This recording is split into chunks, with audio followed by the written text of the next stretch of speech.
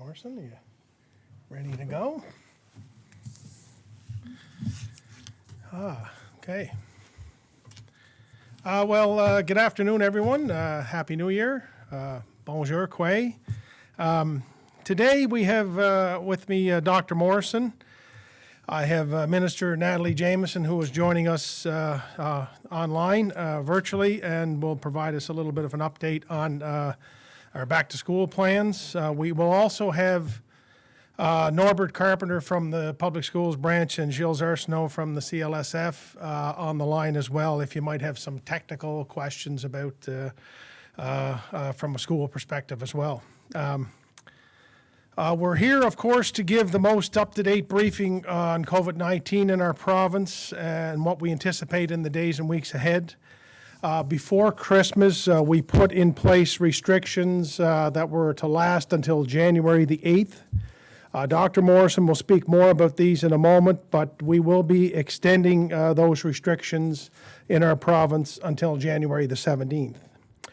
We will also be making an announcement regarding schools, extending the online learning a little bit longer with a plan and hope to return with in-class learning on January 17th, and Minister Jameson will provide more details on that in a moment.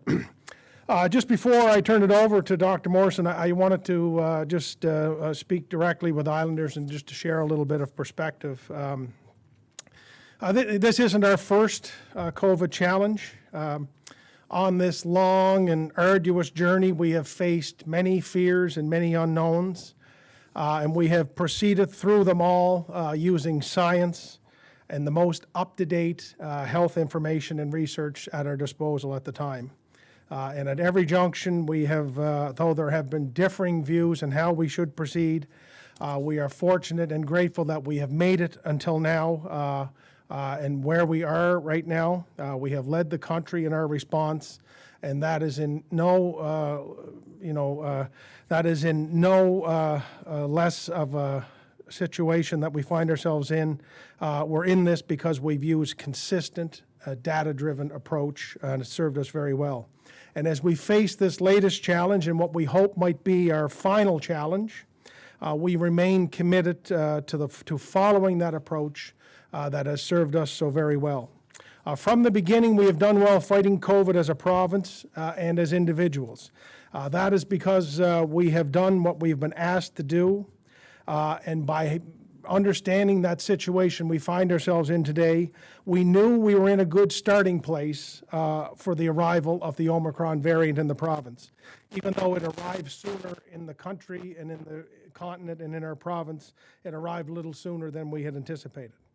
We knew at that time when it did arrive that case counts would climb, and they have. But because we lead the country in vaccinations, because we adhere so closely to health protocols, because we have put in place strict restrictions fast and when we've needed to, the results have been so far what we have anticipated and hoped for. That you may test positive, but you're going to be okay. Now, I don't want to diminish the fact that we have people who have contracted COVID in this province. I'm told by some that it knocks the stuffing out of you for a couple of days. It's not nice. They have been sick. But to date, we've only had the 3 hospitalizations, and that's a good thing. I do want to offer my best wishes for a speedy recovery to all who have tested positive and are dealing with their illness right now. We remain hopeful that we will continue to see these trends in the days and weeks ahead. But what we know about COVID, and particularly the Omicron variant, is what we don't know. If we do need to make changes, if outcomes and patterns change, we will adjust our plan as we have throughout. And as Premier, I do say that I have great confidence in the plan that has been built because it has been built by Dr. Morrison and the staff of CPHO and all of the health departments across PEI based on the best information that we have at this time. At the same time, I know that Islanders are frustrated. I share that frustration. I've said that before. I would say it again. This has been a long grind. I know that it's very hard, particularly having gone through 21 months or so It's difficult for us right now to see and hear some of the numbers of cases that we've heard. Numbers like 161 and 175, they certainly get our attention. Our tendency has been to fear the high numbers, and unlike every other jurisdiction in the country, we have avoided those numbers until just recently. But I would reiterate what I said on the last briefing and what Dr. Morrison and others have been saying, is that though our case numbers are higher, so far aside from the 3 hospitalizations that we have announced, we are seeing islanders with some sickness, but overall doing okay. And as I say, we're hopeful that continues. I would again like to ask islanders for their understanding and compassion for those who have contracted the virus. Overall, most of us have been very careful. We've done everything that we could do not to come into contact with the virus. But Omicron is proving to be a little bit different. It's highly contagious, and people who have done everything that they have been asked to do right down to a T are testing positive. It's frustrating, I know that. But let's not wrongly assume that someone who has been positive has been flaunting the rules or not obeying the public health protocols. I spoke to someone this morning who was frustrated and upset. She told me that she was double vaccinated. She was going in for a booster later this month. She wears a mask everywhere. She keeps her contacts small. And her comment to me was, I feel like that was all for nothing. And my response to her was that I think it was for everything. And the reason that so many of us have done those very things are the very reason that we are able to weather this storm to date that we've had, and it gives us the confidence that we're able to continue to weather the storm until we're through to the other side of it. We've done that together, and that's going to be our way forward. And finally, before I send it over to Dr. Morrison, I want islanders to know that we're also working on a plan to begin to move back again to some kind of normal. It's not our intention to stay in this strictly restricted situation for any longer than we need to. Some have asked when and how we get out of this. The when will be determined, as it always has been, by the science and the best information that we have. The how, that is what we're working on, and it won't be waiting for case counts to be zero. In that regard, it will look a little different than some of our previous paths back to normal have been, but it will include continued screening and monitoring, continued testing, including at-home rapid tests when we can apply them. It will involve islanders getting their boosters when they're scheduled to get them, and will for the adherence to many other measures that have become part of our everyday lives. But I do know that we will get through this, as we have countless times before. We are still in a very enviable situation. We monitor this very closely, but we feel like we're on the right path. And with that, I will turn it over to the person who's helped us stay on that path, Dr. Morrison. Thank you, Premier, and good afternoon, and thank you for joining. And I know, thank you, special thanks for those joining online as well. As the Premier mentioned, we'll talk about the COVID situation in PI and the back to school and the extending the current public health measures, a little bit about the vaccine rollout and rapid tests. There will be another briefing on Thursday, at which time we'll talk more about masks, isolation, and case management guidelines, and the test to stay policy. In Canada, there's been an increase of 79% in terms of the number of cases compared to the week prior, and an increase in hospitalizations nationally, 23% compared to the previous week. As of 8 o'clock this morning, there are 198 new cases of COVID-19 to report, bringing our total active cases to 1,159. Over the last 7 days, we've had an average of 138 cases per day. As the Premier mentioned, there are 3 people in hospital being treated for COVID-19 and 1 person in intensive care. 4 additional people are in hospital and have COVID-19 and are being treated primarily for illnesses other than COVID-19. So COVID-19 is not the reason for admission. Similar to the rest of the country, in the last week, 67% of the cases were in individuals between the ages of 20 and 59 years of age, and 17% of our cases were in youth under the age of 10 years.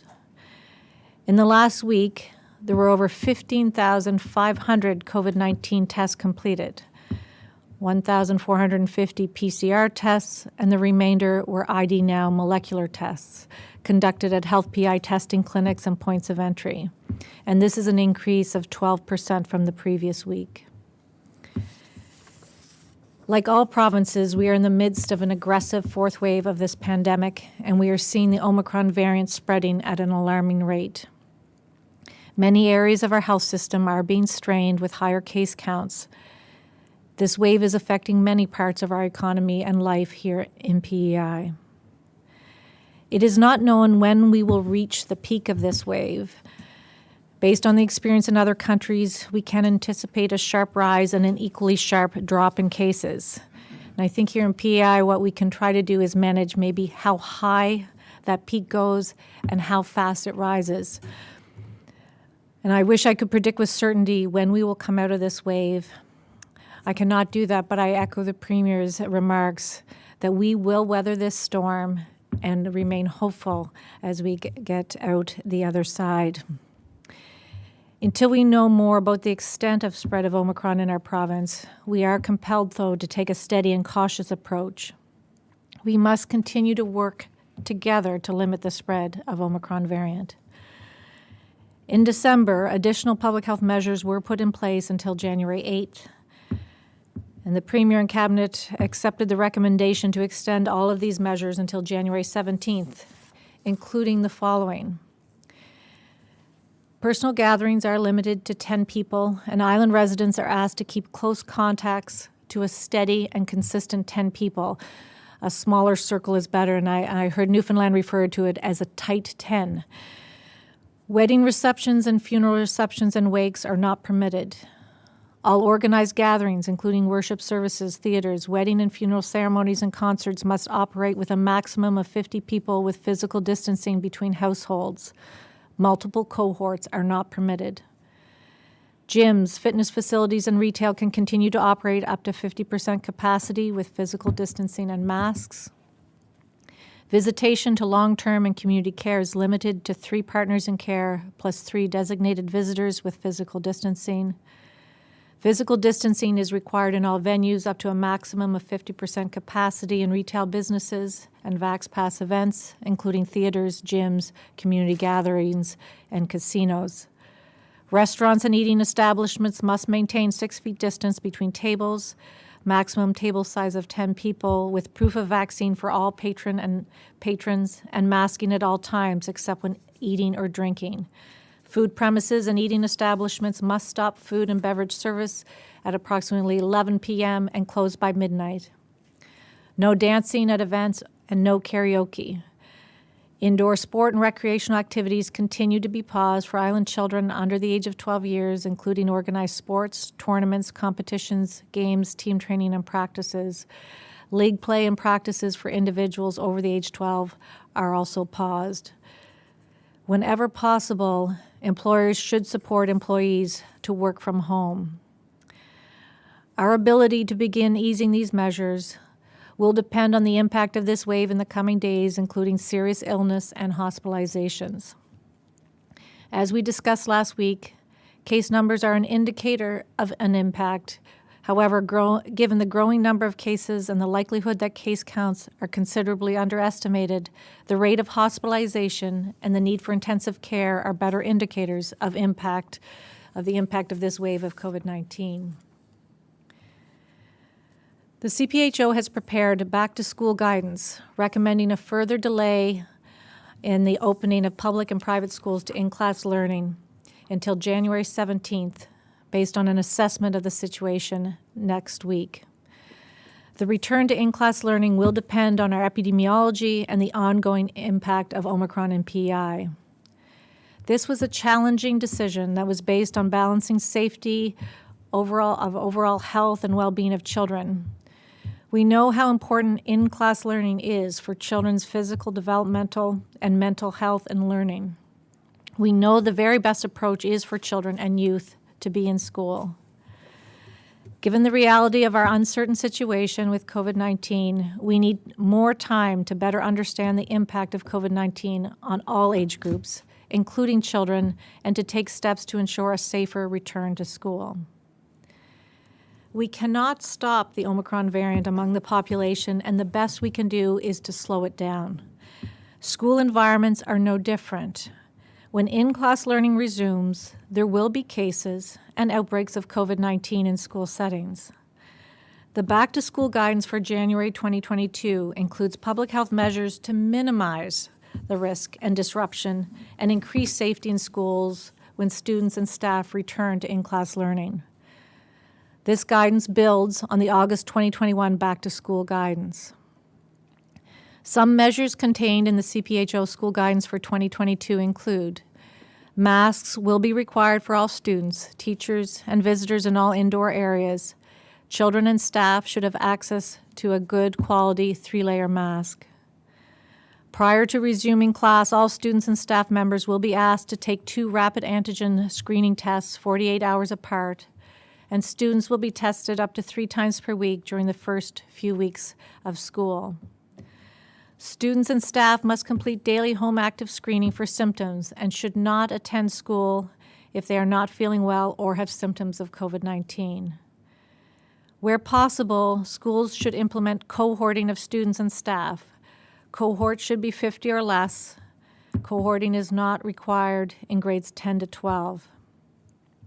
Portable filters are recommended in classrooms that lack mechanical ventilation. Physical distancing is recommended in all areas, including staff rooms. Students are encouraged to select a small, consistent group of friends and colleagues to associate with in school and on buses. All students and staff eligible for vaccination should be fully immunized. And Minister Jamieson will be providing more details as well about the back-to-school plan. In addition, we have updated the Child Care Center guidance, and this information is being shared with operators today. As of December 31st, we have distributed approximately 250,000 rapid screening tests in PEI, which represents over 85% of our provincial stockpile. In January, we are expecting to receive over 460,000 additional rapid screening tests, 300,000 from the federal government and approximately 162,000 from a private supplier. We are expecting our first shipment of just over 100,000 screening test kits from the federal government this week. These tests will be packaged and distributed to schools to ensure adequate tests are available for students and staff to support screening prior to the start of school and for the first week of in-class learning. Beginning today, we will be distributing rapid screening tests to early learning child care centers throughout the province to ensure that all children and staff, regardless of vaccine status, have access to rapid antigen screening tests, again, for the next few weeks. We have made a conscious decision to prioritize access to rapid antigen screening tests for children and youth and staff who work in early learning child care settings and schools. For the time being, we have diverted rapid antigen tests away from the Access PEI sites. Similar to some other provinces, there will be limited public access to rapid screening test kits for the next few weeks. In future, as the supply of rapid tests improves, we will replenish the stock of these kits at Access PEI sites. The increasing rates of COVID-19 highlights the importance of getting a booster dose of mRNA vaccine to provide protection against severe outcomes. Getting a booster at 6 months after your last dose provides you with longer term and additional protection, reducing the risk of hospitalization, especially for those 50 years and older. It is not necessary to get the same vaccine for your booster as you received for your first and second dose. You can book your booster 2 weeks prior to the 6-month anniversary of your last dose, example at 5 months and 2 weeks. It's interesting to note that in the month of January, over 45,000 people become eligible for their third dose or booster. An additional 2,000 vaccine appointments for booster doses are available in Summerside beginning tomorrow. These appointments will be released to the public today. Mass vaccine clinics will begin in early next week, with appointments being available later this week. Clinics will be moving to an expanded space in Summerside, and the Charlottetown Clinic will move back to the Eastlink Center. Pharmacies continue to add appointments and provide important access to COVID-19 vaccine to islanders and communities throughout the province. I know many parents are keen to have their children aged 5 to 11 years vaccinated. More appointments for children will be added in the coming days in Skip the Waiting Room, and there will be more pediatric clinics added this week and throughout the month of January. Health PEI will be issuing a news release later today with more details about additional clinics and appointments and how to book appointments. Special thanks to Health PEI staff and Canadian Health Labs for their planning and their work over the holidays to expand access to vaccine doses for adults and for children. I am optimistic that 2022 will be the year we find our new normal. It's just a hard way to start here in 2022.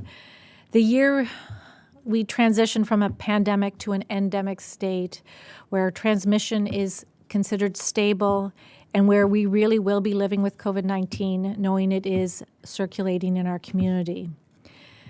The high case counts and COVID-related challenges we are dealing with now are disheartening. It is hard not to feel discouraged. However, as the Premier mentioned earlier, it is important for us to remind ourselves that we are doing a lot of things well, and we have managed COVID-19 and its variants well. We have more active cases now than at any other point in the pandemic. And to all of the people currently in self-isolation because they are positive cases or close contacts, thank you for following the measures and limiting the spread. People can contract COVID-19 even though they are following all the guidelines, and there's no value in wondering, what did I do wrong? In many cases, people were diligent and respectful of the public health measures, and unfortunately, they ended up getting COVID-19. The Omicron variant is very transmissible and infectious, forcing us to do things differently, and this is, we've mentioned before, a very different phase of the pandemic. So it's interesting, I use that to weather the storm, and I know the Premier mentioned that too. We are going to weather this storm. We will get through this, and we will get through it together, and just like we've always done. And I think we all share that we want this to be over and put this behind us. But as we continue this journey through the storm with COVID-19, let us continue to be patient and continue to be kind. Thank you. Thank you very much, Dr. Morrison. Great words as always. I'll now turn it over to Minister Jameson, who joins us online virtually here. Over to you, Minister. Thank you, Dr. Morrison and Premier King, and Happy New Year, everyone.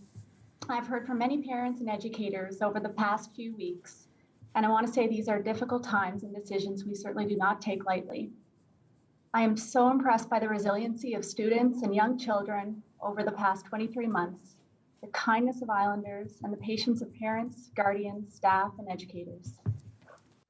These are not easy times, but if we continue to follow the expert advice of the CPHO and Dr. Morrison, we know we can get through this together. Experts agree that the best place for our students and young children is in the classroom. The in-class experience is vital to the mental well-being and development of our young Islanders. Schools are so much more than a place to learn. It's where our students build friendships that last a lifetime, develop our life skills, access mental health supports, such as our student well-being teams, and have access to our safe, healthy, and affordable school lunch program.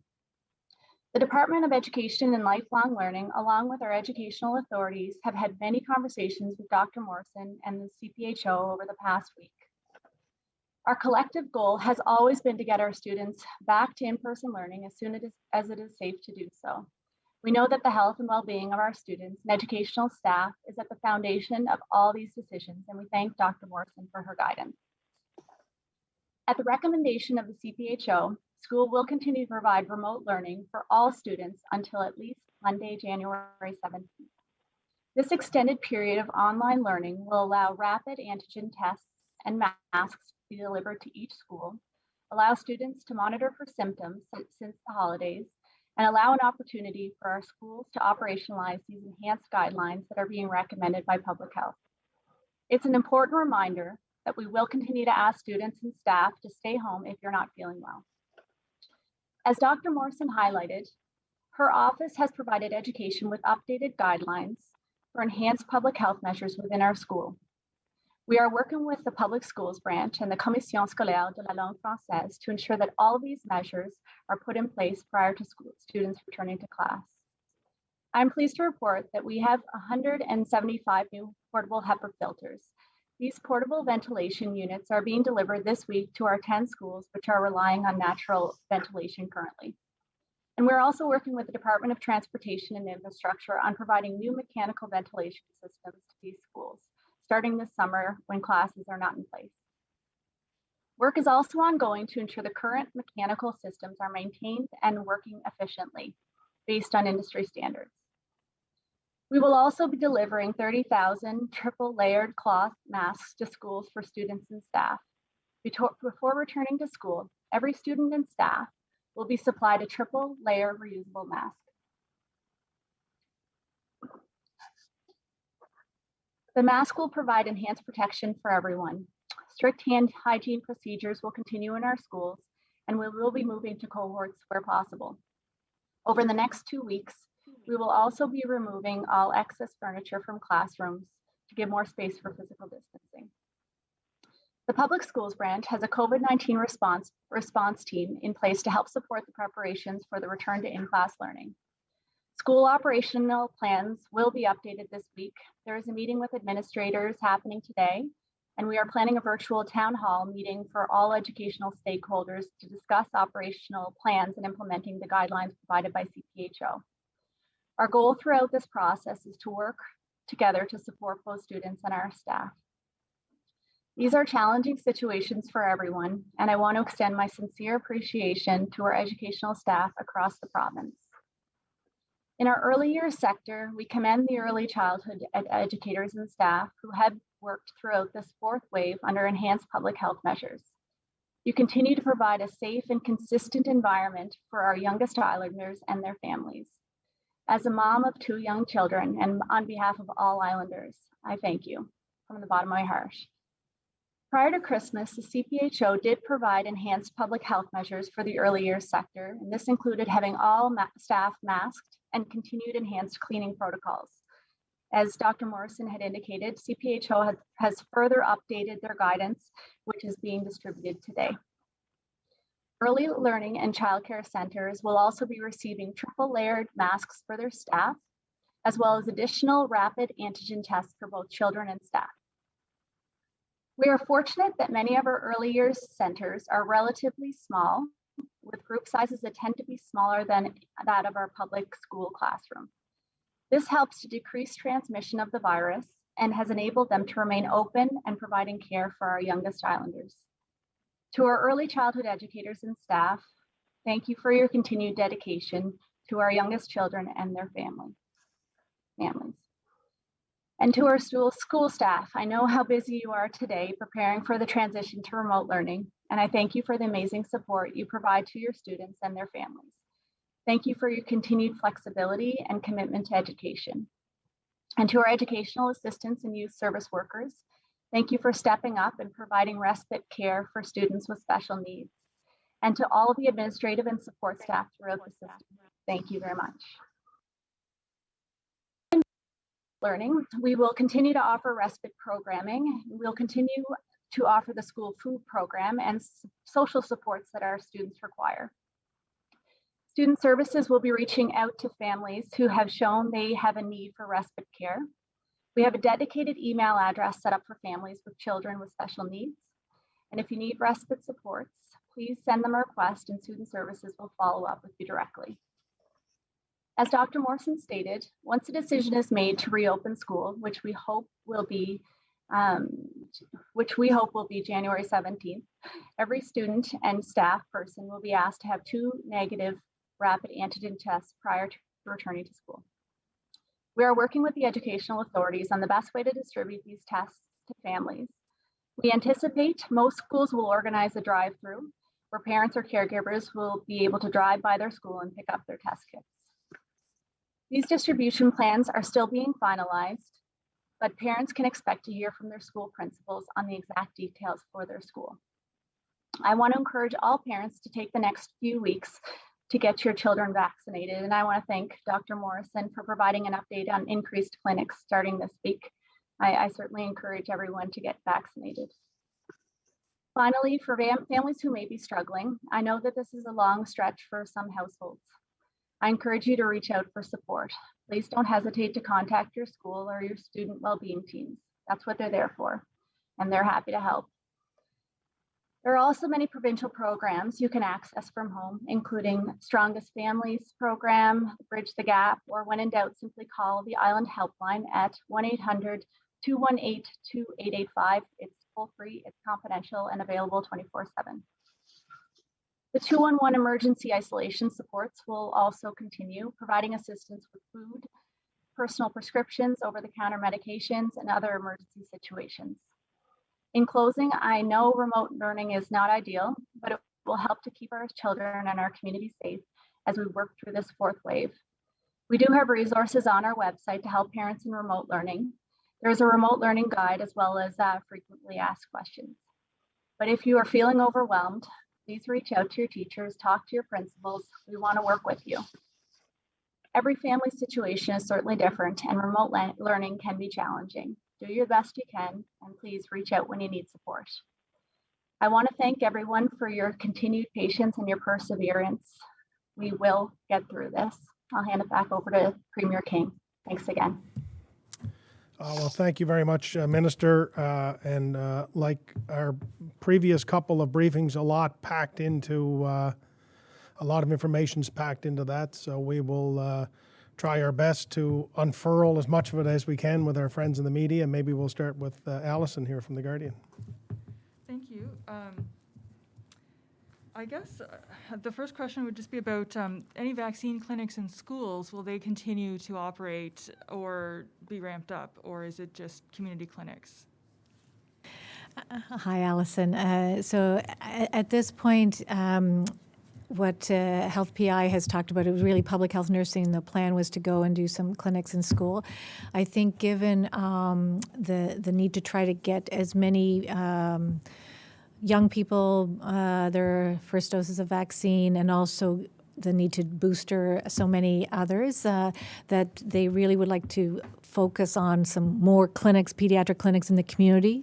And that's not to say the other in-school won't happen, but certainly at this point, the focus is going to be on having pediatric clinics really from a human resource point of view and efficiency point of view. But and that will be the focus, and it will even make sense over the next couple of weeks as well. Yeah, the empty schools that aren't an opportunity to set up a clinic when there's already one in the community, that can be extra. Yeah. Perfect. Okay.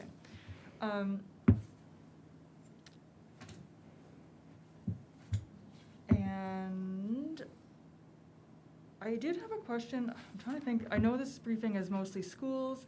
I did have some questions about workplace outbreaks. Is that something that we can chat about? Basically just, it sounds like there's some efforts from public health to supply masks to the students and the schools and staff. Will that continue on to workplaces, perhaps?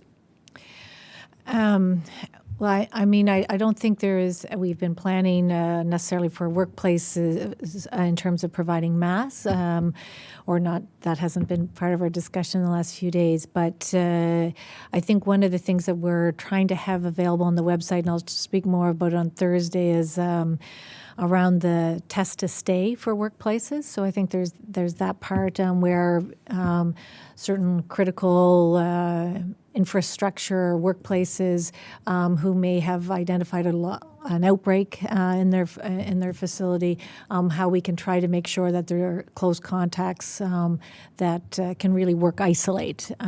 So that we'll talk more about that later in the week, and hopefully that will be available. The other thing that is we've talked about, I think before, but for small and medium businesses, they've been able to make application to access rapid antigen tests. And so that has been ongoing. And I think that supply may have been depleted as of today, but we're hoping that by the first of next week, that the federal government, who's involved in that small medium business distribution of rapid antigen tests, will have an update on that before the beginning of next week. So that should be able to continue then, starting on Monday. Excellent. As far as long-term care and hospitalizations, I know there had been a surge plan in the past for any outbreaks in long-term care facilities to, move them to the old Riverside Manor. We were wondering if any of the hospitalizations are people from long-term care. We try not to do too many details about any of the particular patients in hospital, but certainly the patients that are currently being treated for COVID-19, I believe none of them came from long-term care, so they weren't transferred to the hospital from long-term care. But I think there's certainly ongoing, in terms of plans, most either residents, if they do get COVID, will be treated in place. And that's certainly part of the planning around long-term care.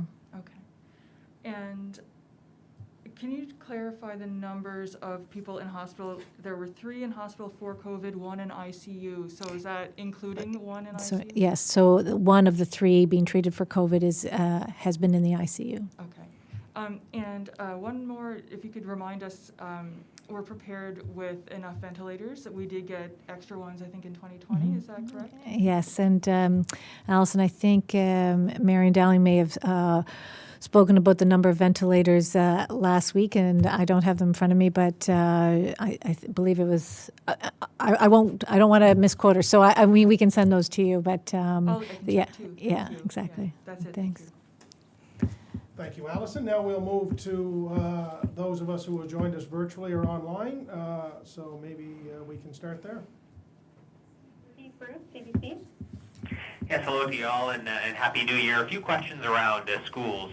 You talked about all the things you'll be doing over the next couple of weeks now to try to make schools safer, getting the rapid test to students, installing the HEPA filters, dishing out the 30,000 triple-layered masks, making more space for physical distancing.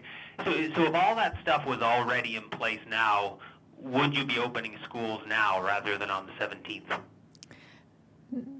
No. Hi, Steve. It's Heather. I guess you know. We're looking at the situation, and I think I tried to reference it. I mean, we're looking at the Omicron variant wave situation here, and we're just seeing increasing numbers in the last week in this province, and I think the next period of time, sort of from the 8th to the 17th, gives us more time to see the impact of the wave in our community, and right across the province. So I think these other things that you mentioned that we have put in place as recommendations are additional layers of protection to minimize, not to, like I mentioned, it's not going to prevent all cases or outbreaks, but it should reduce that. But it's the fact that we are still seeing a steady rise in our cases. And I'm sure some parents will see the decision to delay even further, maybe as an indication that schools at this point are not safe and that their kids would be at a real health risk if they did get Omicron. So what can you say at this point about what you know when it comes to the health outcomes for children with Omicron in particular? And I guess how much does vaccination status matter with that? Well, I mean, both good questions. So I think we're still learning more about the impact of Omicron on children, but certainly what we have seen across the board in terms of COVID and its hospitalizations, it does not seem to have severe outcomes or the hospitalization rates in younger people as it has had in the older population throughout COVID and including the last number of weeks. So those were the kinds of questions I think, Steve, we thought would be really useful for the town hall as well when we bring in some of the educators, and I know that will be information for parents as well, looking at the precise rate of hospitalization in different age groups that we are seeing. The vaccination rate, certainly, right now it's 42% of those age, or 41.9% of those age 5 to 11 who've had one dose of vaccine.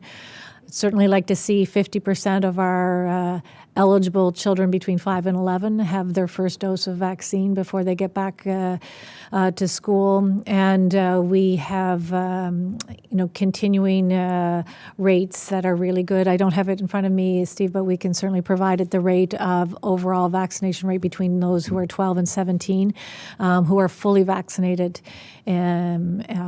already. So I think it is very important. We know that with Omicron, the transmissibility, we've talked about that, is much higher than with the previous Delta wave. But we do know that vaccination does decrease your rate of severe outcomes or your chance of being hospitalized. Thanks. And a question for the Premier or Minister Jameson. Obviously, when you keep schools closed for 2 weeks or more, that has a real impact for families, for parents. So is there anything in particular in place for how the province will support parents that are trying to work from home and look after their kids, or are in need of childcare now, who maybe can't work because they need to stay home with their kids? I think I'll turn it over to the minister. In her statement, she outlined a number of the programs that we have in place designed just to do that. And maybe, Minister, if you want to just go over those again.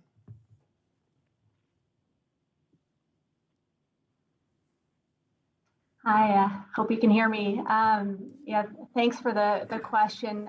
Certainly our respite care for families who are feeling like they need that additional support, please reach out to Student Services, or Student Services may also be reaching out to your family directly if the principals or teachers have indicated that your child may need that additional support. Also 211, if you're requiring some additional financial supports, please don't hesitate to reach out to 211. They certainly have avenues into all of our various community programs here and are able to direct you accordingly.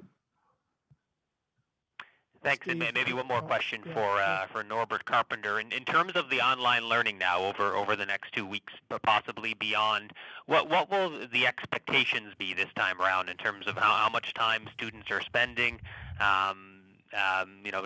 What the expectations will be as compared to past times when students have been home and doing online learning. Hi, Steve, and thanks for the question.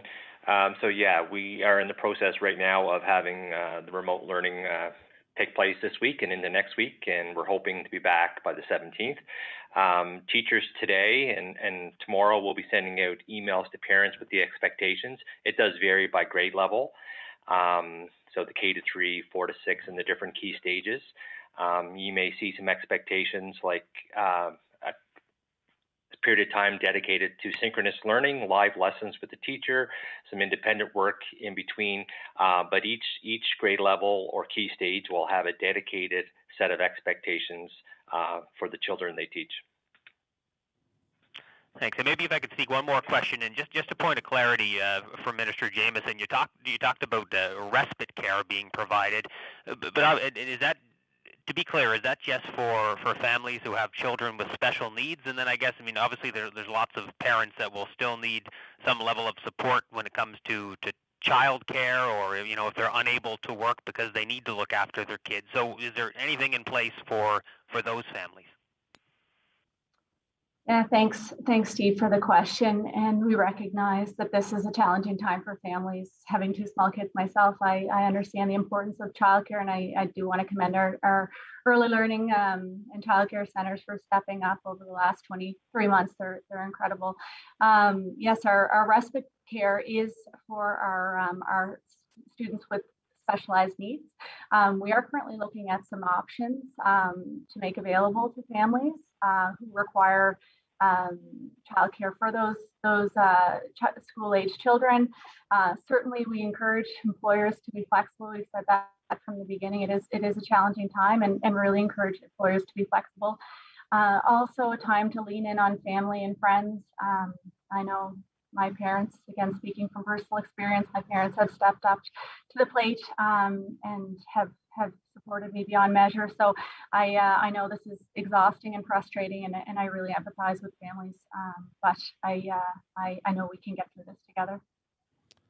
Okay, thanks to you all. And Steve, if I could just add, a lot of the programs that we had previously announced were designed to try to be from a more generic, across the board, to try to help as many as we can to fill the gaps with some of those federal programs. But the some parents that you might outline there would, if they can't get to work, there are supports for them to be able to stay at home, for example. But when you're developing programs for 165,000 people, it's hard to get everybody. So that's why we have instituted the 211 line, for example. There might be a family or two that don't quite fall into the direct boxes, but we want to try to be as helpful as we can. And so that's when the minister outlined some of that in her introduction to those programs. We're really trying to do everything we can, as much as we can, for everybody. And if you find you don't fit into one of these programs directly, please contact us through 211, and we'll try to help as much as we can to get people through this. Understood. Thanks so much. Thank you. Neepy, The Guardian. Hi, everybody. Good afternoon. I guess first question, Yes, I Stu. recall the last briefing we had, there was a lot of talk of PEI's back-to-school plan being similar to Nova Scotia's. Looks like Nova Scotia's going back to school on January 10th. So why is there a difference then, I guess, than Nova Scotia's back-to-school plan? Oh, well, Stu, I'll start. I mean, I think when I answered that question, I said we didn't commit to a date, and we haven't. Dr. Morrison has talked about a lot of the factors that are weighing into this. We want to make sure and take as much time as we can to see what the impacts, if any, or if they're higher because of the holidays that we just went through. I know holidays are a time for more people to gather, for example. We've had more people traveling into the province because of that, so we're trying to take a cautious approach. This has never been, although we try to mirror the best we can based on the science we use, this has never really been a race or a competition, or just because someone is doing something that we would do it. This is what we have been talking about the last few days, and this is where the science leads us, and we're hoping to get them back in January 17th. Okay. Just a couple questions on I guess testing. So last briefing we'd talked a little bit, I guess this is for Dr. Morrison, you had mentioned that there were some issues with COVID-19 PCR test lab capacity. So it sort of seems most of the testing now at the drive-in spots and at the points of entry, they're the ID now molecular rapid tests. So wondering if you can tell me a little bit more about that PCR testing capacity, what the issues were and why it's been so low. Hi, Stu. Happy New Year. So I think a couple things. One, we're in a fortunate position in that we have some testing options that are really good with the molecular tests, and that with slightly increasing prevalence, with increasing prevalence in the population, our sensitivity or pretest probability for the molecular ID Now machine tests are really good. They're approaching PCR sensitivity. So that's why we can use them even more than we could before. I think we had there was lab capacity issues in terms of even staffing for a couple of days. That has resolved, and I think you probably have seen, Stu, right across the country really wanting to focus the PCR tests more specifically on certain populations. So in fact, we are in the process of reviewing who basically should be getting PCR tests, and that is being reviewed with Health PI. And it means that, for instance, those who are being admitted to hospital, those in long-term care would get a PCR test, and those who would be presenting to clinics may be getting the ID Now tests, which in many ways is the turnaround time for the ID Now tests is very, very good. So it's trying to use both of them, and I imagine we'll see a bit more PCR-based testing over the next couple of weeks, but we want to make sure that they're able to have the capacity to do the tests for inpatients and other high-risk and more vulnerable folks. I didn't speak about it but I'm anticipating you may have another testing question around the percent positivity, and that's the percentage of the tests that are positive. And really looks at it's focused on who you're testing, and overall between the PCR and the molecular point of care tests, which are being conducted, and those are for symptomatic individuals, close contacts, and those who've had a preliminary positive on an antigen test. The overall percent positivity is 10.9%, and I know, and that's calculated really on a daily basis, but that is over the last 7 days. So we'll continue to update that. Okay, thank you for that. So one thing that was mentioned, Dr. Morrison, was the stockpile of rapid tests was between 15,000 and 20,000 as of late last week. But how much of that stockpile are the ID Now tests, and how much are the actual take-home rapid tests, rapid antigen tests? That stockpile we were referring to is all, it's pretty well all our rapid antigen tests, and it's almost all been distributed with the distribution to early learning centers today of some rapid antigen tests. Okay, so in other words, there's not really a shortage of the ID Now. No, molecule. not at all. We're in a fortunate position in that way. Okay. I'm just wondering, I guess this would be more for Premier King. So we have the first shipment of 100,000 rapid tests from the federal government coming next week, but when does the province expect to receive its shipment of tests that are being purchased using provincial dollars? You want to, yeah? Stu, I may just jump in here because I was on a call earlier today. We are hoping that in addition to the anticipated federal supply shipment, that we should get our private supplier has indicated a date of the 15th, but again, that's in this country where everyone is looking for those antigen tests.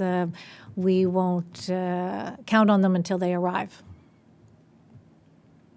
I see. Okay, so I'm understanding that the the next week is the private shipment as opposed to the federal shipment. So we have not heard any confirmation about, we have the federal shipment that's arriving this week, which we'll be using for the schools.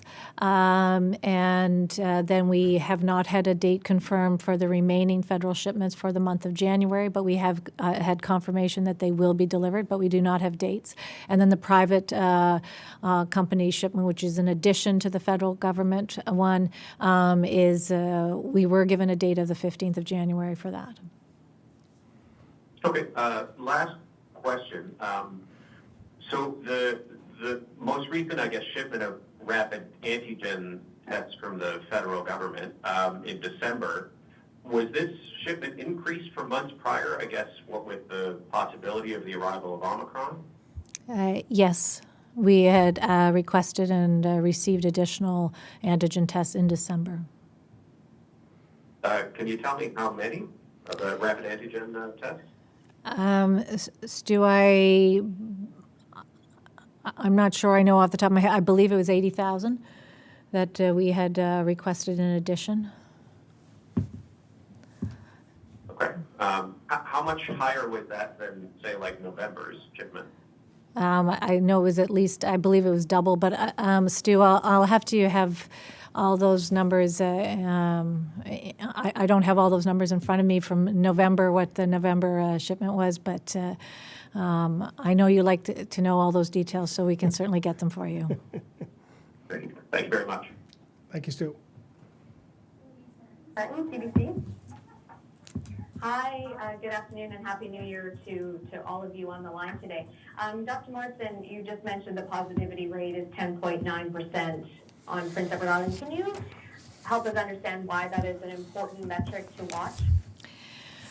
Well, I think it's one metric, Louise, but it's you have to be certainly cautious when you look at it, because I also want to look at making sure that enough people are being tested, because it will be very much influenced that percent positivity if you're not testing many people and you're only testing a smaller number who have symptoms. So, but I think it's one more measure that we continue to look at.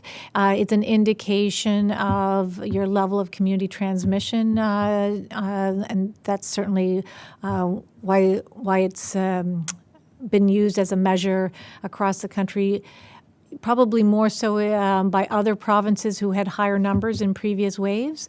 And so it's something that we are monitoring here, both between the PCR and their point of care tests. And but it reflects that percentage of tests that are positive, but it's also influenced by who is getting tested as well.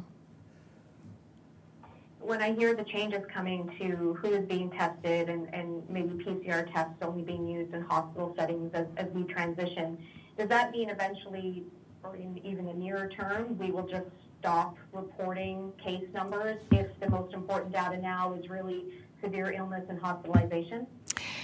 Louise, I think that's a very good question, but and I think that's eventually where we will end up. But at this point in time, it's very important for us to do good surveillance. I think it influences our indicators, that our metrics that we're looking at to plan our way out of these measures and transition from pandemic to endemic. So as much as we are able to continue to do testing of individuals using our different testing capacities, I think it will be important. We also report all our numbers, of course, nationally, which give part of that national picture. But more importantly, it helps give us some indications here, and I think testing obviously all the time has its limitations, but we'll continue to do so here, knowing that eventually, Louise, we'll get to a point where we will only be testing those who are probably ill enough to be admitted to hospital or who are presenting for care in an emergency department. And at that point, I hope that I and the Premier and I are both not here talking about Omicron or COVID in the same way.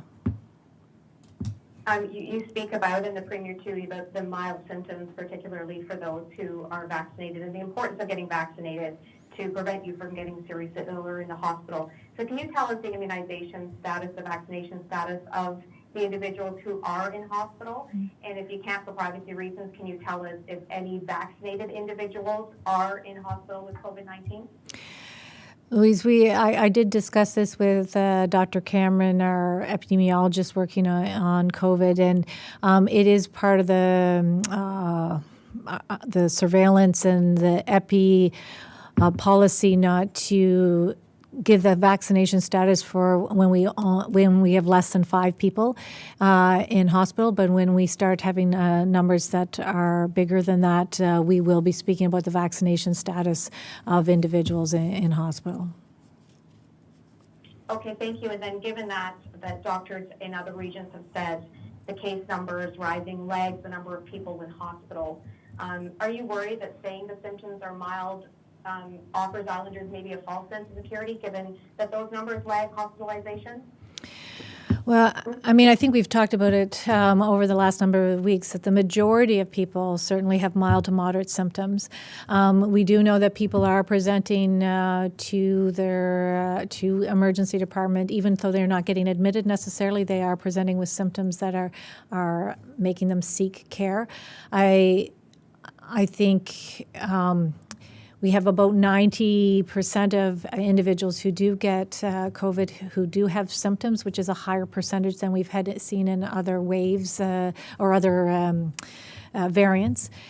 But you're absolutely right, Louise. There's a lag in terms of the volume of cases and the number of cases and where you see the rise in hospitalizations, which speaks to why we have to do everything we can as Islanders now to try to limit the spread, not prevent it, but limit that spread so that we don't have that high rise in cases, which will likely then mean that there will be a higher number of people admitted to hospital.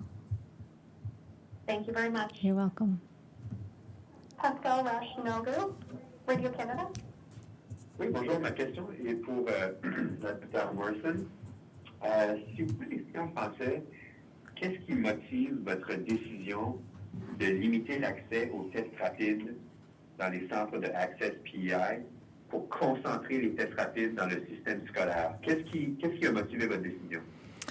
Bonjour Pascal. Alors c'est vraiment couple de facteurs. On a les cliniques pour faire les tests.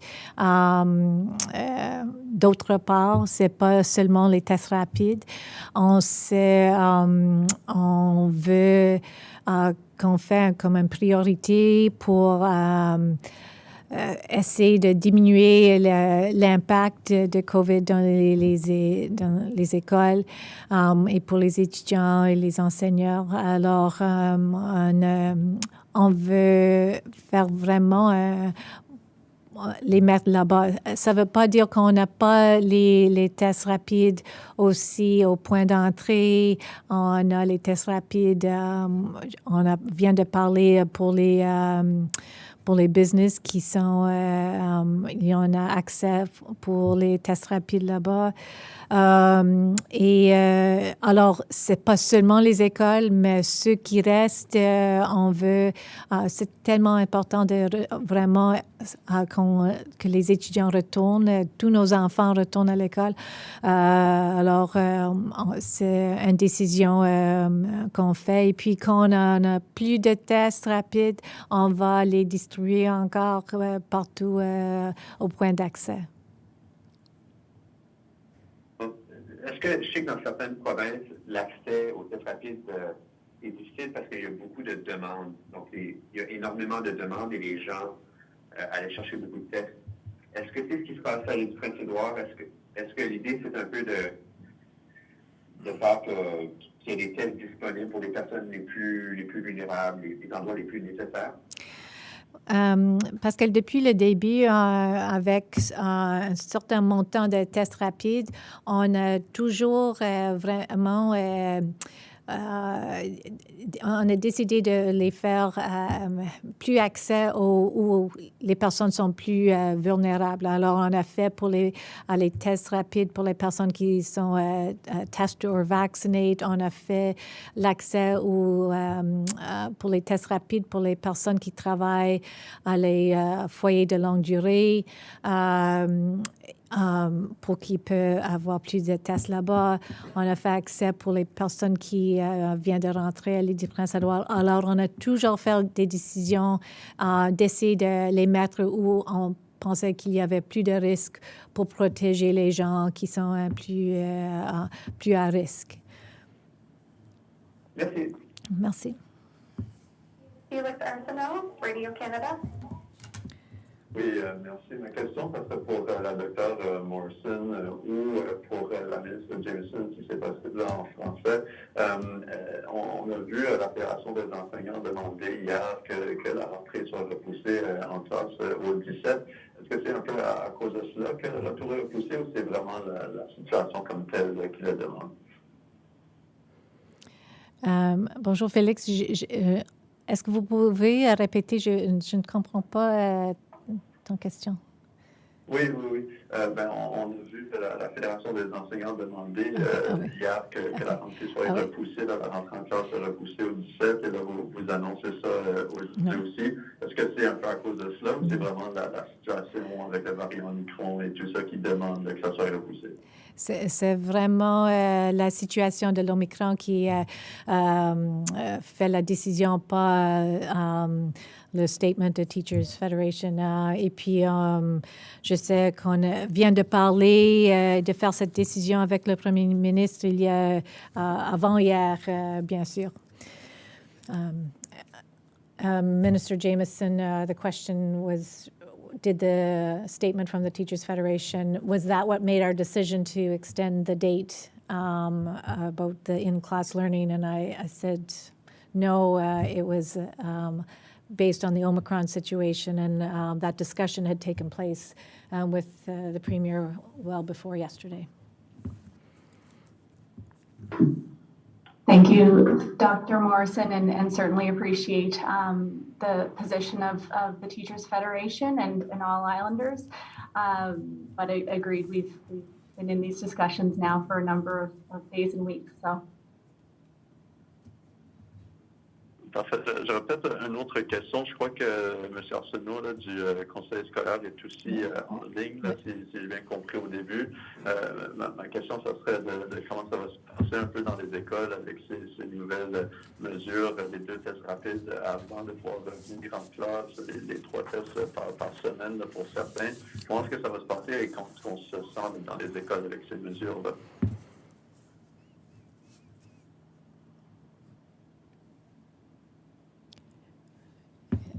Jessica Doria-Brown, CBC.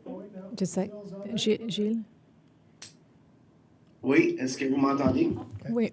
Oui, merci pour la question. Puis oui, dans les écoles de langue française, comme dans les écoles de la Public School Branch, on va être très content de participer à coordonner la distribution des tests rapides qu'on va pouvoir faire avec nos familles, avec les élèves. Alors, on va voir ça et aussi le port du masque, on va être en mesure de distribuer. Alors, pour nous, ça va commencer aussitôt qu'on va recevoir les tests et les masques. Alors, on va être en mesure de coordonner et après cette conférence de presse, on a une rencontre avec les directions d'école pour finaliser notre plan de distribution. Alors, on ne pense pas que ça va être problématique. On va encourager les gens de venir ramasser les tests et les masques, pouvoir mettre les mesures en place pour respecter les consignes, les nouvelles consignes qu'il va y avoir au retour à l'école en personne, on espère le 17 janvier. Parfait, merci beaucoup. Thank you. Jessica Doria-Brown, CBC. Hi, everyone. I just have a few short questions for you. I know it's been a long briefing. My first one is, At the briefing yesterday, I believe it was said there would be 300 rapid tests coming federally, 300,000 coming from the feds, 300,000 from a private supplier. And now it seems that that number from the private supplier has gone down. So just a kind of confirmation on that, and if so, why, and will this be enough? Will we have enough tests? So, hi, Jessica. So if I, right along, we weren't ordering 300,000 tests privately, but it was definitely 300,000 tests from the federal government that were expected this month, and only sort of over 100,000 expected privately, and we ordered that over 150,000. So if I said it incorrectly, but I think that was in my notes last time, so I apologize if that was unclear last time. So it's actually, there's been no change, and we're still confirming the dates, and the first part of that shipment arriving this week of 100,000. Okay, sorry, I must have noted that down wrong, but will that be enough? Well, I mean, we've looked at how many students there are in K-12, and as well as how many staff, and tried to figure out how many we would need if we gave each of them two before they went back to class, and calculated that out for the first 2 to 3 weeks, and hopefully that's based on what we know now, we should have enough. Okay, my next question is just for some clarity on the masks for school children and staff. Will there be one 3-layer mask for each student and staff member, or will there be additional masks in some cases? Minister Jameson, maybe I'll let you take that. Thanks for the question, Jessica. Yes, the intention is to provide all staff and students with one 3-layer mask at the beginning of when they go back. Certainly we'll have extra at the school level if they're required, but that's what we'll start with, and again have some additional available. Okay, thank you. Over in New Brunswick, they're now saying vaccinated people who test positive for COVID now have to only isolate for 5 days, while unvaccinated individuals have to isolate for 10. So we're curious what PEI's thinking is on this. Hi, so I think I indicated at the beginning that we'll be talking about that at another briefing on Thursday. We just felt like this was more focused on education, and there'll be an updated information about case and contact isolation on Thursday when we come back out. Okay, and last question for me is just about hospital capacity for, I would say, individuals being treated for COVID. What is that capacity? How many hospitalizations do we have to have before we hit that?